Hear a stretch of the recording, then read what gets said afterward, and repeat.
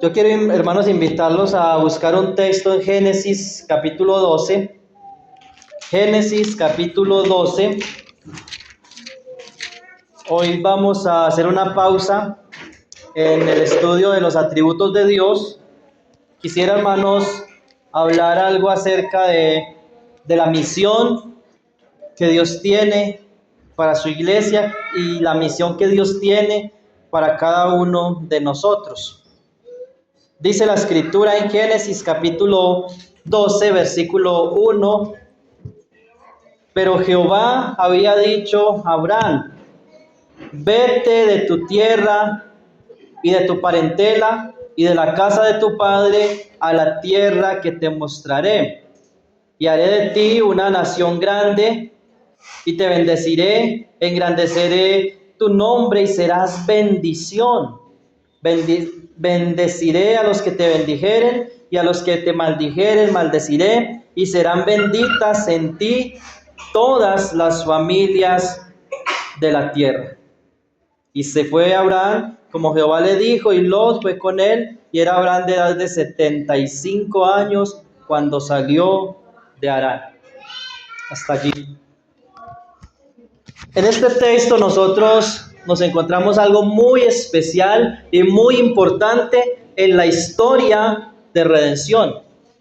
Recuerden, hermanos, la Biblia es una historia de redención.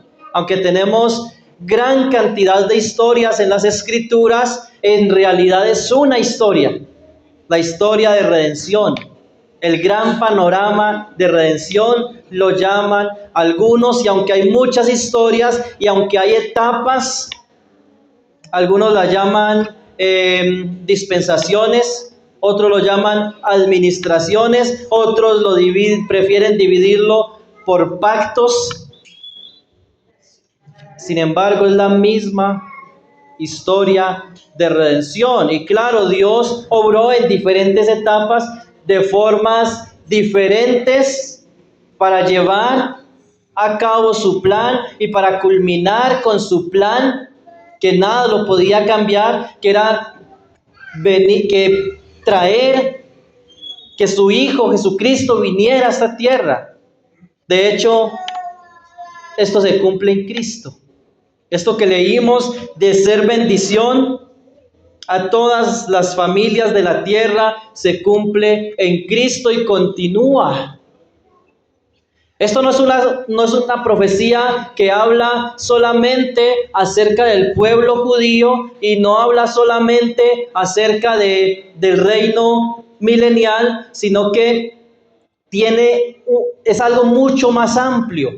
Aunque cada una de estas cosas tuvo y tendrá su espacio, volviendo a hablar acerca de las etapas en la historia de redención, viene una etapa del reino terrenal, pero hay algo mucho más amplio, y es la gran comisión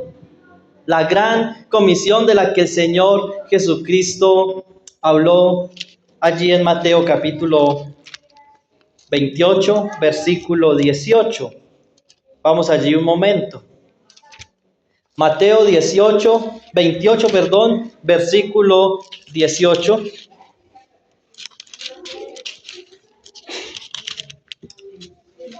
Dice la escritura, y yo sé que es un texto que la mayoría aquí lo sabemos de memoria, pero que vale la pena volver a leerlo con detenimiento.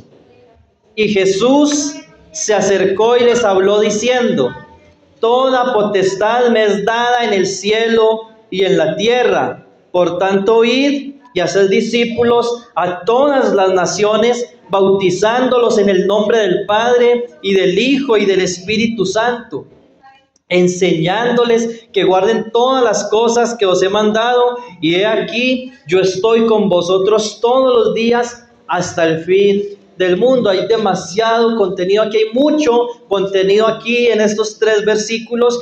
Primero, el Señor Jesucristo tiene la autoridad, tiene toda la autoridad. Él se humilló hasta lo sumo, tomó forma de siervo, tomó forma de ser humano, humillado totalmente. Pero cuando Él resucita, Él dice, toda potestad me es dada, toda la autoridad me es dada en el cielo y en la tierra. No que Él haya perdido su deidad. Algunos van al extremo cuando hablan de la kenosis, al enseñar que Él perdió su deidad, y no, en ningún momento. Si hubo limitación alguna, fue porque Él escogió someterse al Padre, no porque en algún momento dejara de ser Dios. Entonces, en ese sometimiento y en esa humillación, al resucitar, Él dice, toda la autoridad me ha sido dada en el cielo y en la tierra, y como toda la autoridad en el cielo y en la tierra la tengo yo, dice el Señor, vayan y hagan discípulos de todas las naciones. Id y hacer discípulos a todas las naciones. Otras versiones dicen de todas las naciones. Vayan y hagan discípulos. Ahora bien, ¿cuándo empezó la gran comisión? Hay gran debate en el pueblo de Dios en cuanto a la iglesia. ¿Cuándo comenzó la iglesia? Algunos dicen comenzó el día de Pentecostés, otros dicen comenzó el día cuando Cristo comenzó a llamar a sus discípulos. Otros dicen la iglesia comenzó en el Antiguo Testamento, en el libro de Génesis, porque la Septuaginta, la palabra congregación, asamblea, refiriéndose al pueblo de Israel, se escribe eclesía. Entonces, algunos dicen, la palabra iglesia está en el Antiguo Testamento, de manera que la iglesia comenzó en el Antiguo Testamento. Sin embargo, eclesía tiene diferentes connotaciones. Eclesía se usa de ahí viene la transliteración de la palabra iglesia, pero es la misma palabra que aparece en nuestra Reina Valera como asamblea o como congregación.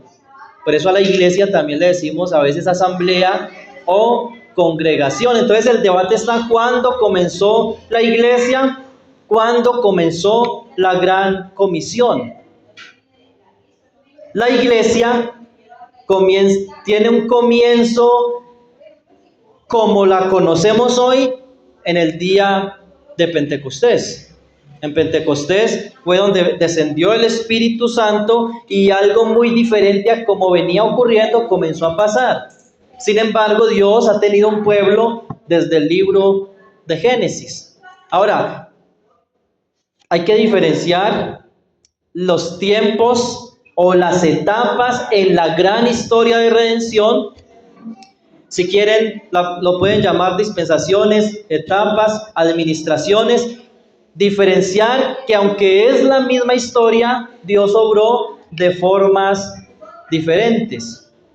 Aunque la salvación siempre fue por fe, la salvación siempre fue por gracia, y aún en el antiguo pacto o antiguo testamento, la salvación era por gracia, y la salvación era no solamente para judíos, también se salvaron gentiles en el Antiguo Testamento. Eso lo veíamos en las clases de teología bíblica años atrás.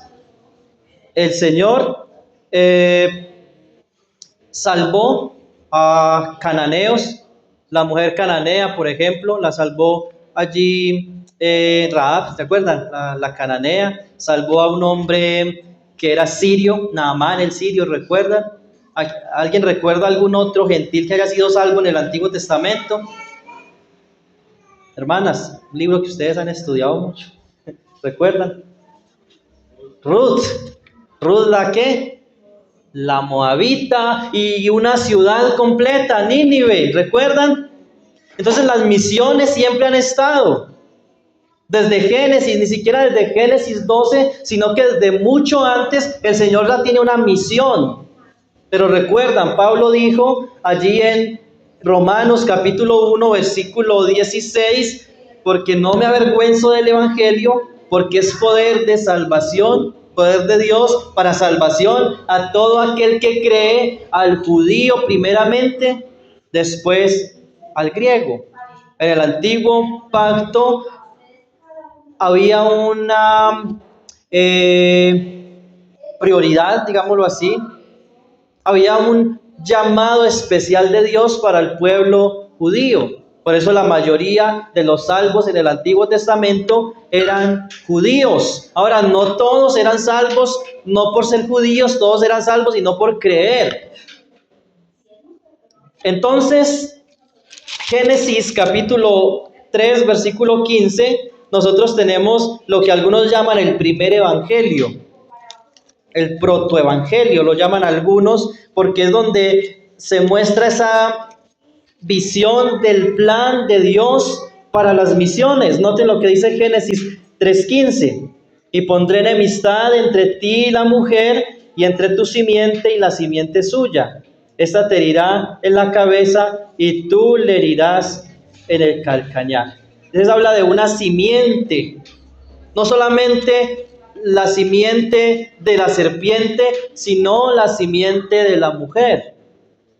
Por Gálatas 3:16, nosotros en Gálatas 3:15 y 16, nosotros entendemos que esa simiente es una referencia a Cristo. Cuando uno hace un recorrido por todo el Antiguo Testamento, es un estudio apasionante, uno puede ver la línea desde el descendiente de la mujer, que en este caso es Set.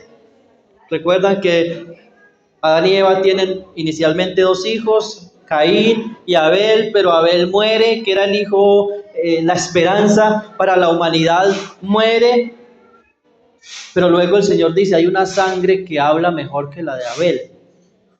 Pero ese descendiente, Jesús, el ungido, el Mesías, viene por medio del descendiente de la mujer. La línea humana de Cristo viene por ese descendiente, esa simiente de Génesis 3:15. Set tiene una descendencia, la descendencia de Set es la misma descendencia que luego de allí viene Noé. Noé tiene 3 hijos, Dios escoge uno para que por medio de ese hijo de Noé viniese el descendiente. ¿Recuerdan cuál fue ese hijo de Noé escogido? ¿Cuál fue, hermanos? Sem. De allí vienen los semitas. Y no voy a decir el discurso de Petro, de los descendientes de los semitas, porque es muy chistoso. De Sem viene una descendencia. Y cuando usted lee la genealogía allí de Sem, en Génesis capítulo 11, ¿con quién termina esa genealogía? Con Abraham. Abraham. Entonces allí en Génesis 12 dice que Dios llamó a Abraham, a salir de su tierra y de su parentela para hacer de él una nación grande y que por medio de él traería bendición a las naciones, que serían benditos los que lo bendijeran y malditos los que lo maldijeran. El énfasis allí no es tanto a Abraham o al pueblo de Israel, sino al Mesías, al descendiente de Abraham. Vamos un momento a Hebreos capítulo 11. Hebreos capítulo 11, versículo 8.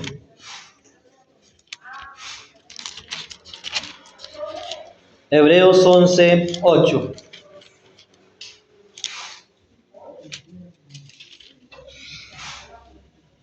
Dice la Escritura: por la fe, Abraham, siendo llamado, obedeció para salir al lugar que había de recibir como herencia y salió sin saber a dónde iba. Por la fe habitó como extranjero en la tierra prometida, como en tierra ajena, morando en tiendas con Isaac y Jacob, coherederos ¿de qué? De la misma promesa. Más adelante vemos que ellos esperaban una ciudad que tiene fundamentos, una ciudad celestial, más que una ciudad terrenal, pero hay una promesa de que Dios haría una nación por medio de la descendencia de Abraham, y esto se lleva a cabo con la descendencia de Jacob, el nieto de Abraham. Recuerdan, Jacob tiene 12 hijos, los 12 patriarcas de Israel, de donde vienen las 12 tribus de Israel, pero es interesante seguir la línea que entre sus 12 hijos, Dios escoge uno. ¿A quién escoge Dios? A Judá. Interesante, ¿no? ¿Por qué no a José? ¿Por qué no a Rubén? Aunque en los otros Dios tiene un plan. Por ejemplo, en José, el plan de Dios con José es preservar la descendencia del pueblo israelita. Pero entre sus hijos Dios escoge a Judá. Y la profecía en Génesis 49 habla acerca del Mesías. Génesis 49:10.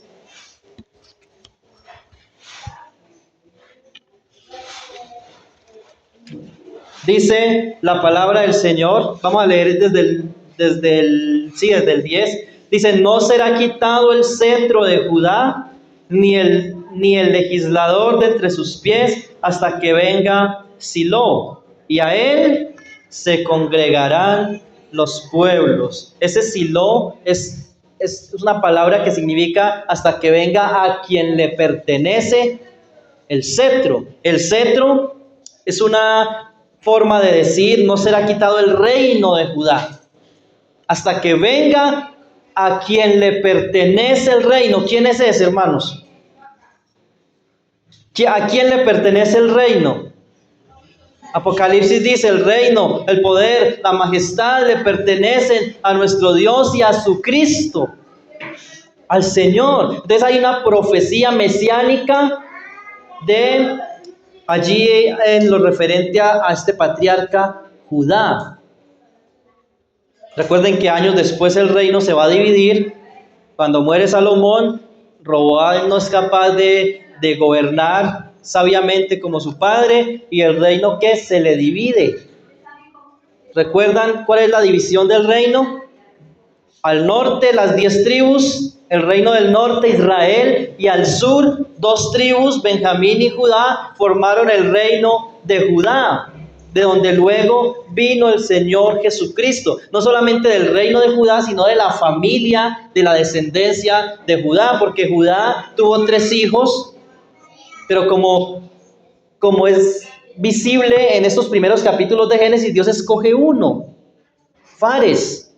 Fares, el hijo escogido por Dios, y vemos allí en el libro de Ruth, vamos allí un momento, el libro de Ruth capítulo 4, que de un descendiente de Fares fue que vino Booz. Y todos estos nombres que estoy mencionando, ustedes los pueden leer en Mateo capítulo 1, donde habla de la genealogía del Señor Jesucristo. Ruth capítulo 4.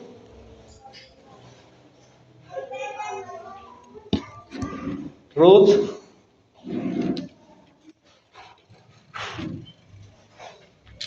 les aseguro que esta Biblia tenía Ruth antes. Capítulo 4, versículo 11.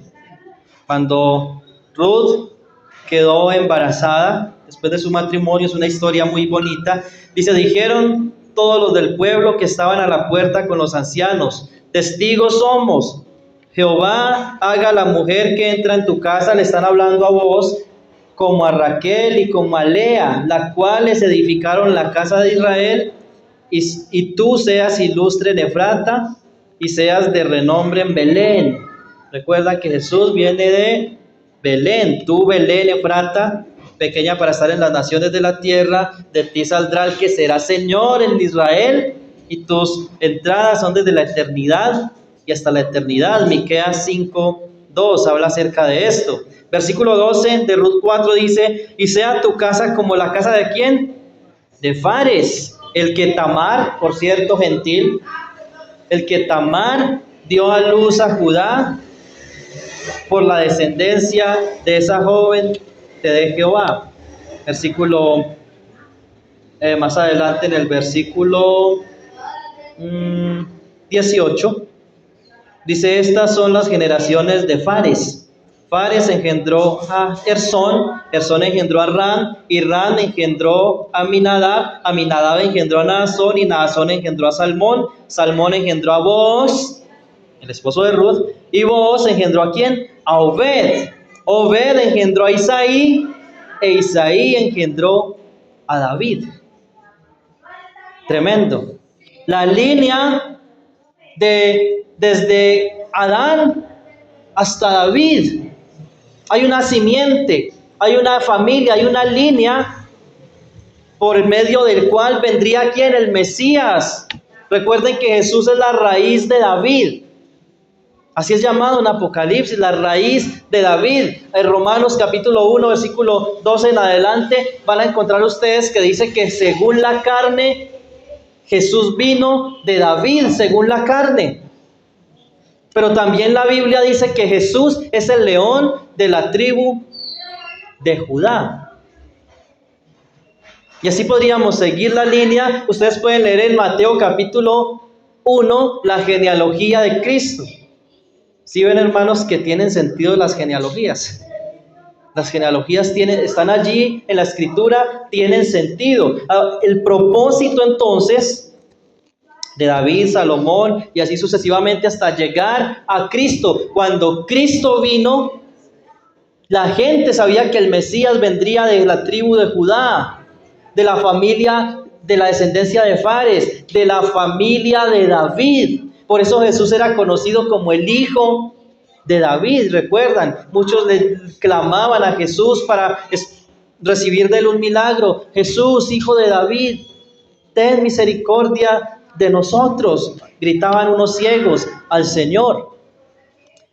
Ahora, ¿qué tiene que ver todo esto con las misiones?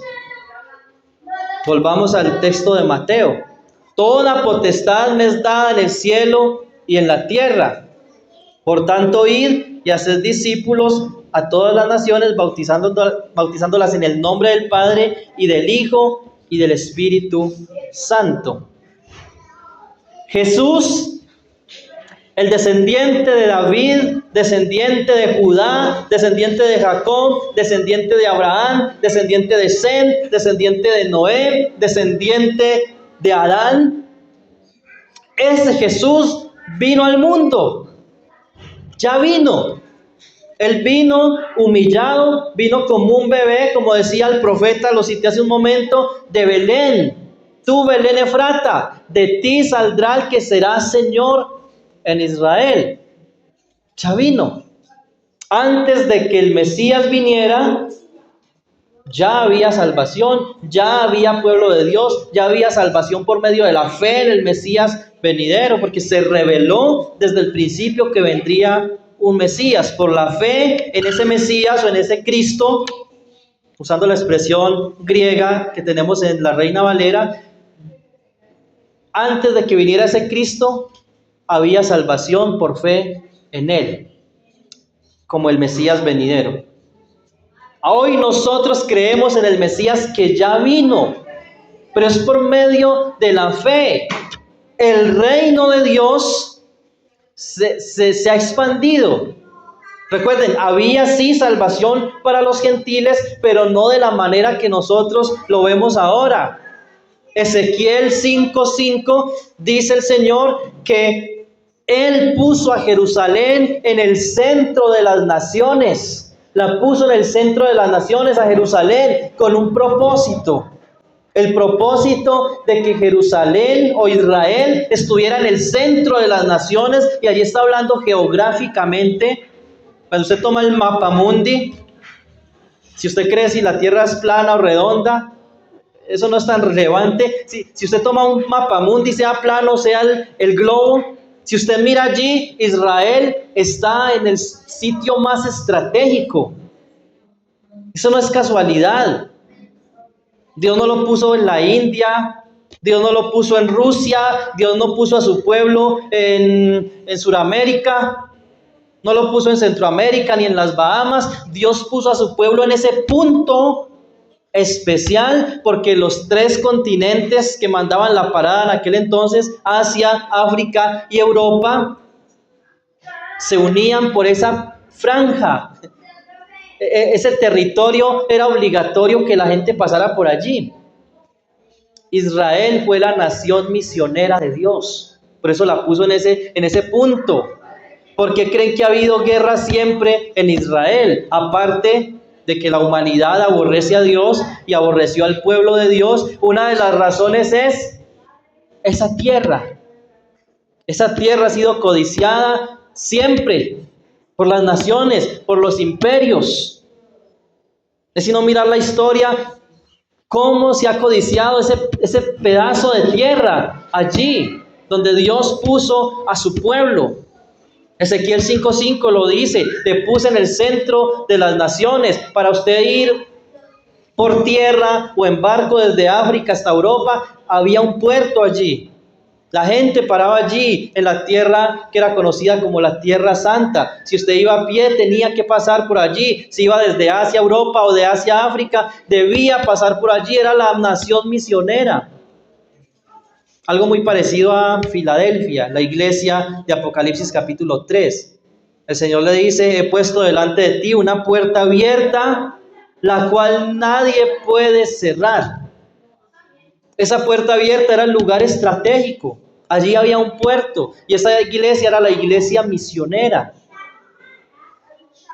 Ahora, en cuanto a la iglesia, ¿qué nos dice el Señor? Israel estaba allí en su tierra, las naciones venían a Israel. En cuanto a la iglesia, ¿qué le dice Dios, el Señor a la iglesia? Vayan a las naciones. Por tanto, id y haced discípulos a todas las naciones. Entonces, ha cambiado la dispensación, el medio de salvación sigue siendo el mismo. Eso de que en el Antiguo Testamento se salvaban por guardar los 10 mandamientos, eso no es correcto. Se salvaban por la fe en el Mesías venidero. Aunque ha habido un cambio de administración o dispensación, como dice Pablo en Efesios capítulo 1, ahora estamos en la dispensación del fin de los tiempos, el tiempo de la gracia. La salvación sigue siendo por fe en Cristo, pero ahora el llamado es a la iglesia a ir, no a quedarnos esperando. Cuando alguien es pescador y va a pescar a un río o a un lago, uno no pone el balde para que los peces salten al balde. ¿Qué hay que hacer? Pescar. Y los que somos pescadores, profesionales, sabemos que la pesca no es tan fácil. La pesca es difícil. Y si es la pesca en río, es mucho más difícil. Hay que ir a pescar, hay que ir a las misiones, no quedarnos esperando, y lamentablemente a veces somos así. Estamos esperando que la iglesia se llene.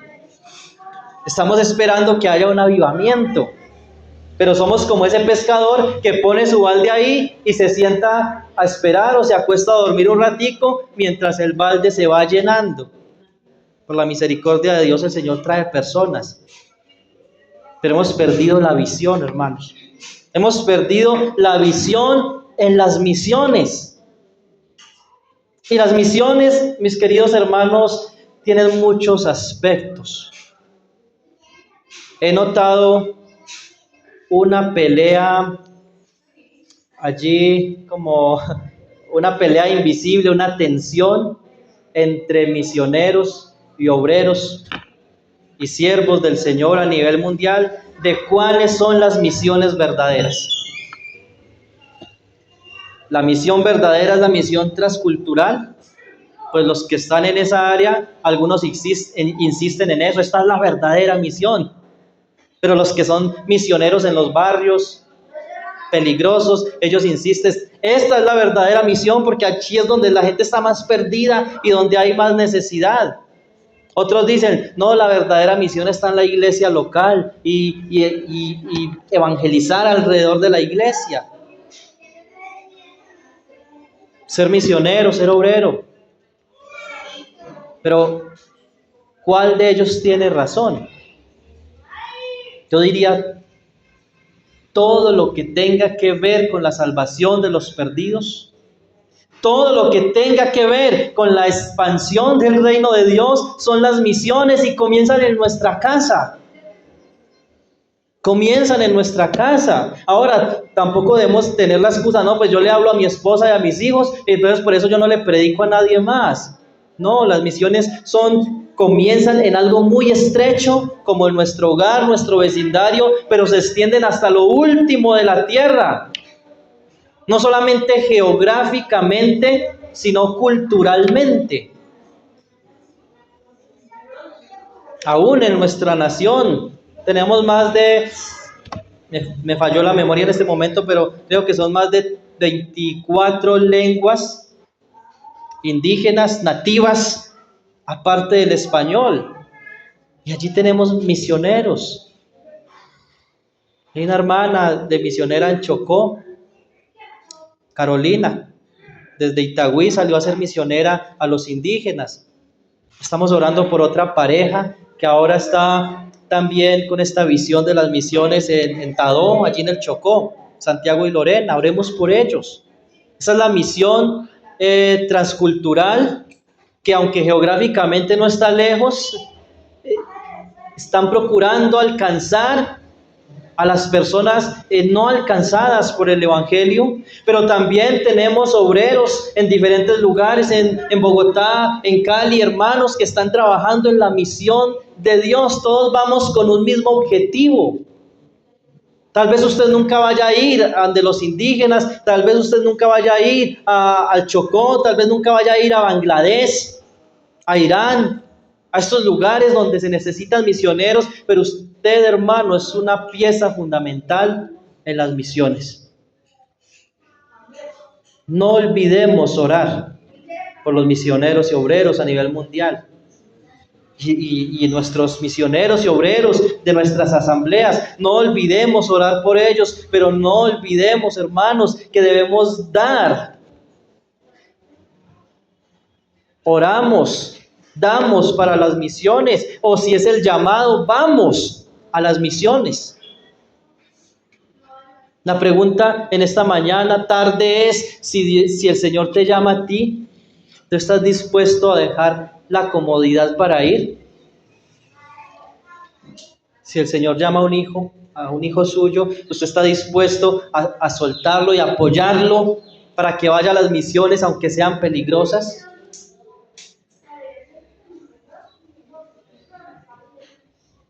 ¿O seguimos pensando que nuestros hijos tienen que ser alguien en la vida y lo que yo no tuve, mi hijo lo tiene que tener?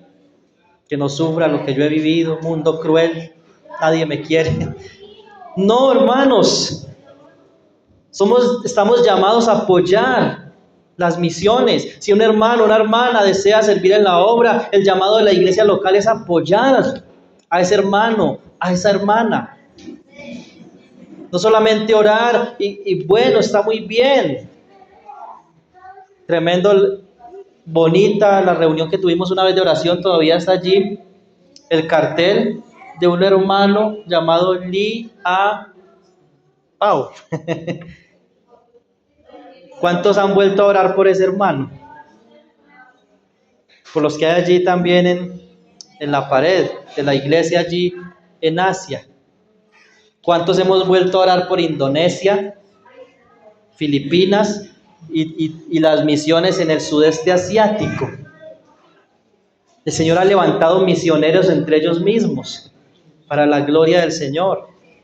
¿Cómo estamos apoyando? En Hechos capítulo 1, versículo 8.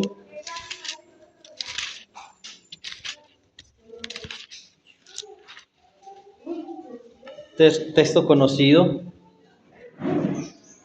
Dice: pero recibiréis poder cuando haya venido sobre vosotros el Espíritu Santo, y me seréis testigos en Jerusalén, en toda Judea, en Samaria y hasta lo último de la tierra.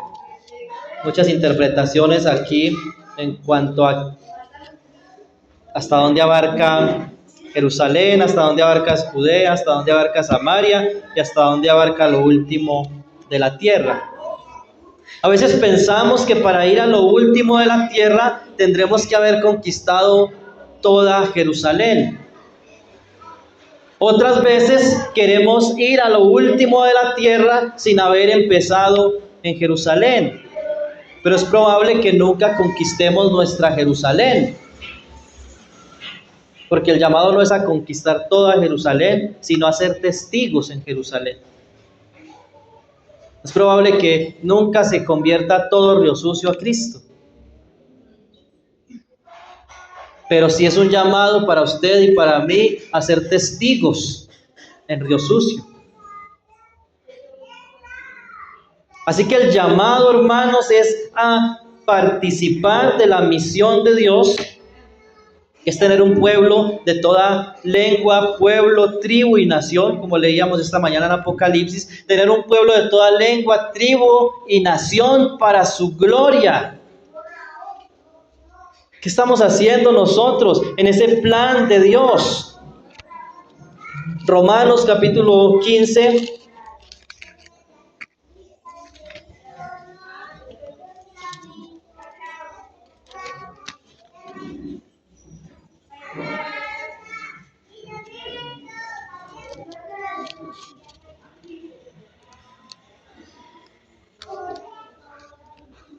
Versículo 19. Vamos a leerlo desde el 18. Dice, porque no os haría hablar sino de lo que Cristo ha hecho por medio de mí para la obediencia de los gentiles, misiones. Recuerdan que Pablo fue llamado a los gentiles a testificar el evangelio, a los gentiles, no solamente a los judíos, como en el caso de Pedro, que su llamado fue principalmente a los judíos. Pablo fue llamado a los gentiles según Hechos capítulo 9, Hechos capítulo 22 y Hechos capítulo 26. Y dice que allí en este texto que estamos leyendo, lo que ha hecho el Señor por medio de mí para obediencia de los gentiles, con la palabra y con las obras, con potencia de señales y prodigios en el poder del Espíritu de Dios, de manera que desde Jerusalén y por todos los alrededores hasta Ilírico, todo lo he llenado del Evangelio de Cristo.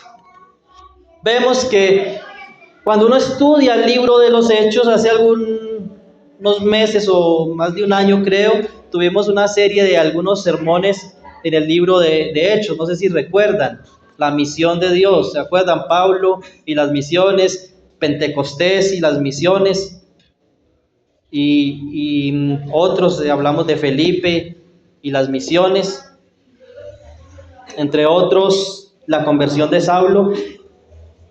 Cuando uno lee el libro de Hechos, Hechos 1:8 dice, me seréis testigos en Jerusalén. Ellos comenzaron en Jerusalén, pero luego sucedió algo, persecución a la iglesia. ¿Y qué pasó? Fueron esparcidos. ¿Y qué pasaba con estos creyentes que fueron esparcidos? ¿Qué pasó con estos extranjeros extranjeros judíos, prosélitos? Algunos judíos extranjeros y otros gentiles convertidos al judaísmo. Después de Pentecostés ellos regresan a sus regiones. ¿Qué pasa con estos hombres? ¿Y qué pasa con los que fueron esparcidos por medio de la persecución? Predicaban a Cristo. Así se formó la primera iglesia gentil. Habían grupos, habían personas regadas en todo el imperio siendo cristianos, pero la primera iglesia se forma en Hechos capítulo 11, la iglesia en Antioquía, la primera iglesia de un contexto gentil.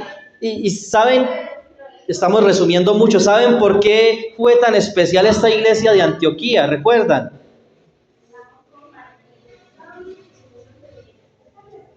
¿Se acuerdan de Hechos 13, 1 en adelante, cuando dice que el Espíritu Santo, que estaban allí orando Pablo, Bernabé y otros hermanos allí, ancianos, 5 ancianos? ¿Recuerdan lo que Dios le dice cuando ellos estaban allí orando y ayunando? Por eso es tan importante la oración y el ayuno en el contexto de iglesia, en el contexto de ancianos. Dice que ministrando estos, 13:2, ministrando estos al Señor y ayunando, dijo el Espíritu Santo, ¿apartarme a quién? Apartarme a Saulo, es Pablo, apartadme a Saulo y a Bernabé para la obra que los he llamado. Entonces, habiendo ayunado y orado, les impusieron las manos y los despidieron. La primera iglesia gentil allí en Antioquía fue el epicentro de las misiones a Judea, Samaria y hasta lo último de la tierra, aunque ya el evangelio haya llegado a Samaria, como vemos en el capítulo 8, pero desde allí Pablo comienza su primer viaje misionero. Luego del primer viaje misionero, él regresa a Antioquía como su iglesia base. Eso nos muestra un ejemplo de que la iglesia debe enviar misioneros a las misiones. Y esos misioneros deben de estar sujetos a una iglesia local. Esto no es tarea de los seminarios, esto no es tarea de las organizaciones misioneras que juegan un papel importantísimo, pero la responsable de enviar misioneros es la iglesia local. La responsable de sostener los misioneros, los obreros, es la iglesia local. Pablo le reprocha a los corintios en algún momento, él les dice, yo he despojado a otras iglesias para no ser carga. Y claro, yo renuncio a esos derechos de apóstol y de misionero para no serles tropiezo a ustedes, pero no lo vuelvan a hacer, es como la idea en el texto. Lo están haciendo conmigo, pero no lo vuelvan a hacer, porque es la iglesia local la responsable de enviar misioneros. Si algún día Río Sucio va a plantar una iglesia en San Lorenzo y va a enviar un obrero, una familia de obreros allí, es Río Sucio la responsable. No debe esperar que de Pereira envíen un misionero a San Lorenzo o a Caramanta o a algún lugar aquí cercano.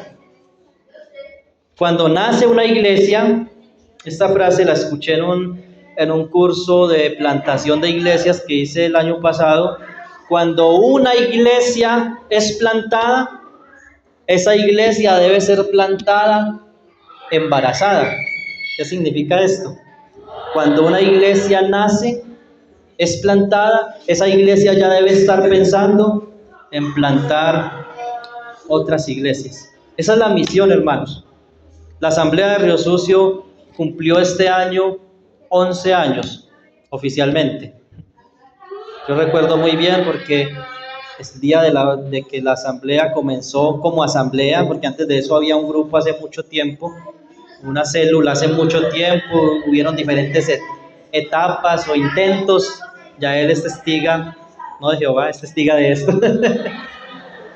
Pero en el 2014, en abril del 2014, no recuerdo la fecha exacta, yo estaba en fe, vine a Río Sucio por alguna circunstancia, y yo ya estaba comprometido a ir a Supía, me invitaron, hoy comenzamos la Santa Cena ya en Río Sucio como asamblea y no pude estar en esa inauguración porque ya tenía un compromiso en Supía, y en Supía también me enteré porque leyeron una carta de despedida, abril del 2014, 11 años y pico, apuntando a los 12 años.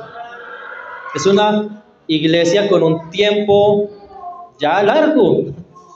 Y yo sé, se han muerto hermanos, se han descarriado hermanos, lamentablemente. Otros se han ido a otras sectas, lamentablemente. Otros se han ido de la ciudad. Jóvenes han crecido y se han apartado del Señor, lamentablemente. Pero es una iglesia ya vieja. Ya es una iglesia que debiera estar embarazada, pensando en plantar otras iglesias. Cierro paréntesis. Pablo desde Antioquía fue enviado al primer viaje misionero, regresa a Antioquía, es enviado al segundo viaje misionero. Hay una división allí con Bernabé en ese segundo viaje, Bernabé va para un lado, pero Pablo sigue en este segundo viaje. Luego hay un tercer viaje misionero. Al final él llega hasta Roma. Cuando él escribe Romanos, él todavía no había ido a Roma. Él en el capítulo 1 manifiesta su interés en ir a Roma, en ir a España en el capítulo 15, pero él dice allí, desde Jerusalén hasta Ilírico y los alrededores, todo lo he llenado del Evangelio. Los que les gusta la geografía, Ilírico queda en la antigua Yugoslavia. Yugoslavia quedaba, porque ese país se disolvió, quedaba en lo que hoy es Macedonia del Norte, Bosnia y Herzegovina, Croacia, es el país como más conocido de ese, no me acuerdo el nombre del conjunto de naciones, Albania, hay como 5 naciones allí, en el centro de todo eso estaba Ilírico. Hasta allí llegó Pablo, predicando el Evangelio. Luego llegó a Roma, tal vez no de la manera que él esperaba, pero llegó a Roma encarcelado y desde allí anunció el reino, según Hechos capítulo 28. Desde Roma anunció el reino de Dios. Pablo no tuvo una vida tan larga. Hay siervos del Señor que mueren muy jóvenes, como esta semana que partió con el Señor un gran siervo del Señor, Bodhi Bushan. Algunos tal vez no lo conocieron porque se desenvolvía más en el contexto estadounidense. Murió a los 56 años. Tremendo teólogo, pastor, misionero, y murió joven. Pero si uno mira la historia de la iglesia, hombres como David Brainerd murió a los 29 años. 29 años. Y dejó un legado tremendo, un misionero a las tribus piel rojas en Estados Unidos. Hubo un hombre que murió también a los 29 años, Robert McChain, no sé si se pronuncia así, a los 29 años, y hay libros de sermones de este hombre, es tremendo. Uno dice, ¿esto realmente esto lo predicó alguien de 29 años? O de menos, porque comenzaron a predicar muchos más jóvenes, eran misión. Y uno se pregunta, esto parece que lo haya escrito alguien de 200 años, tanta sabiduría. Pero murieron jóvenes y dejaron un legado, hicieron un trabajo para la obra del Señor, para las misiones mayor que muchos que han vivido 900 años. Hombres como aquellos misioneros allí a los Aucas, jóvenes, entre 25 y 30 años, murieron a punta de lanza. Les recomiendo el documental que se llama precisamente A Punta de Lanza. Hace muchos años vimos este documental que nos lo compartió ya él. Murieron jóvenes, dejaron un legado, sus esposas siguieron su trabajo. Ellas, en vez de guardar rencor y resentimiento, siguieron esta labor misionera y vieron muchas conversiones. Elizabeth Elliot, la esposa de uno de ellos, un ministerio tremendo que muchas de ustedes conocen, Aviva Nuestros Corazones, fundadora de este ministerio, el cual siguió Nancy Lee Mons, y que muchas otras han continuado y que ha sido de bendición. Comenzó con unos jóvenes que no se quedaron quietos, que obedecieron el llamado de Dios, como hace más de 3000 años obedeció Abraham. Y por la fe Abraham, siendo llamado, ¿qué? Obedeció para salir al lugar que había de recibir como herencia, y salió sin saber a dónde iba. Hebreos 11:8. Por la fe. Y yo pregunto, hermanos, en esta mañana, ¿dónde está nuestra fe en cuanto a las misiones? ¿Hemos perdido la fe? Hermano, es que yo hablo y hablo a las personas y nadie se convierte. Pues hermanos, si eso es una realidad, sígalo haciendo, porque al fin el resultado lo da el Señor. Pablo era consciente de eso. Él dice, yo planté, Apolos regó, pero el crecimiento lo ha dado el Señor. El fruto y el crecimiento lo da el Señor. Sigue predicando. Debemos recordar también que Jeremías predicó muchos años y no hubieron convertidos en su misión. Ezequiel predicó muchos años. La gente no obedeció, al final Jerusalén cayó porque no quisieron escuchar a estos profetas. Pero ¿qué hicieron ellos? Cumplieron su misión, salieron del encierro, salieron de los límites, del cual seguramente muchos de nosotros tenemos que salir, de los límites, salir de la comodidad, Muchas veces estamos como en la pandemia, confinados, y nos acomodamos. Y a veces no pensamos en que es Satanás que quiere a la iglesia confinada. Él no está preocupado porque la iglesia se reúna en 4 paredes. Él se preocupa cuando la iglesia sale.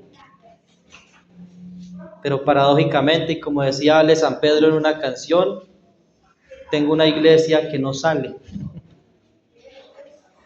Tenemos misioneros encerrados en sus casas, porque tenemos una sal que ya no sala. Estamos perdiendo la misión de ser la sal y luz. Sal y luz. Antes del holocausto nazi, los judíos vivían en algo así como un barrio o una localidad judía. Allí en Alemania y en diferentes ciudades habían barrios para los judíos, nadie los molestaba, ellos tenían sus negocios, sus peluquerías, sus almacenes, sus hospitales. Lo que ellos no sabían era que el enemigo los tenía así, junticos, confinados, y ellos estaban muy cómodos. Ellos nunca se preocuparon por volver a Israel hasta después del holocausto, aunque sí había un movimiento sionista con el propósito de que Israel volviera a su tierra, pero eso no se llevó a cabo hasta después del holocausto. Y no me pregunten si estoy de acuerdo o no con el sionismo, eso es otro tema. El punto aquí es que estaban muy cómodos donde estaban, y a veces la iglesia está muy cómoda donde está, como está. No, ya somos 30, ya somos 40, pues ya vemos 12 en la Santa Cena, pues entonces no hay necesidad de bautizar más. No, pues ya vamos a bautizar a 2 o 3 el sábado, ya no hay que predicar más, ya subimos como a 17 los que estamos en la cena. Pero no sabemos si el día de mañana estas hermanas van a otro lugar, a las misiones. Otros pasarán a la presencia del Señor. Y así se han ido consumiendo poco a poco iglesias. Recuerdo que en el año 2008, estando yo en Itagüí, recibimos una donación de un hermano que vendió una casa en Pereira y donó el dinero, y el resto de una donación de una capilla que vendieron en Europa. Vendieron una capilla y de ahí un porcentaje lo donaron para la capilla en Itagüí. Cuando preguntamos, ¿cómo así que vendieron una capilla? Sí, se acabó. Se acabó. Fue una iglesia floreciente, llegó a ser una iglesia de 200 personas, comenzaron a irse a otras ciudades, comenzaron a morirse los hermanos, y con el paso del tiempo quedaron 3 viejitos mirándose en las caras allí en ese local. No, pues vendamos esto y lo donamos a las misiones en Latinoamérica. Y el hecho de que no tengamos capilla no debe ser razón para dejar que esto suceda, ¿no? Al contrario, nunca perdamos la visión del Señor: hacer discípulos a todas las naciones, bautizándolos en el nombre del Padre y del Hijo y del Espíritu Santo. Y lo último que dice el versículo es: enseñándoles que guarden todas las cosas que les he mandado, y he aquí yo estoy con vosotros todos los días hasta el fin del mundo. Como le decía a Laura, hace unos días que hablaba con ella, a la hermana Mila y a Helen, yo les decía: no piensen, hermanas, que con el bautismo ustedes ya llegaron. Es el inicio de un discipulado que dura toda la vida. Y nosotros, hermanos, ancianos de la iglesia, líderes de la iglesia, mujeres maduras en la iglesia, ancianas de la iglesia, no podemos dejar a estos, sea los nuevos convertidos, a los recién bautizados, no los podemos abandonar, porque el día de mañana, si se alejan, vamos a decir: salieron de nosotros porque no eran de nosotros. Si hubieran sido de nosotros, se hubieran permanecido con nosotros. No, muchas veces salen de nosotros porque no hacemos la misión completa. El Señor no dijo: id a todas las naciones, así discípulos, bautizándolos en el nombre del Padre, del Hijo y del Espíritu Santo. Sí lo dijo, pero dijo algo más. enseñándoles que guarden todas las cosas que les he mandado. Yo creo que es la falla más grande de la iglesia, la falta de discipulado. Que el Señor nos ayude, hermanos. Espero que no lo hayan tomado como cantaleta. No fue mi intención, sino que mi intención es abrir el panorama de que la misión, hermanos, mientras la iglesia permanezca en la tierra, la misión permanece. Animémonos, hermanos, salgamos afuera, como dice la Escritura. Y así como hubo una iniciativa para comenzar un ayuno los domingos, que de hecho eso es una motivación de oración los domingos que nos reunamos a orar, también espero que surja la iniciativa de algún hermano. Lo del ayuno no fue iniciativa de los ancianos, no fue mi iniciativa, fue iniciativa de una hermana. Espero que algún día un hermano, una hermana diga: hermanos, ¿cuándo vamos a hacer una campaña evangelística? Estoy dispuesto o dispuesta. Que así sea con 2 o 3 o 4, salimos a evangelizar, porque es el llamado, hermanos, es el llamado. Abraham obedeció para salir al lugar que había de recibir como herencia, para empezar o continuar esa comisión que aún hoy permanece. Señor, bendiga su palabra. Padre, gracias por tu palabra, gracias porque siempre es viva y eficaz.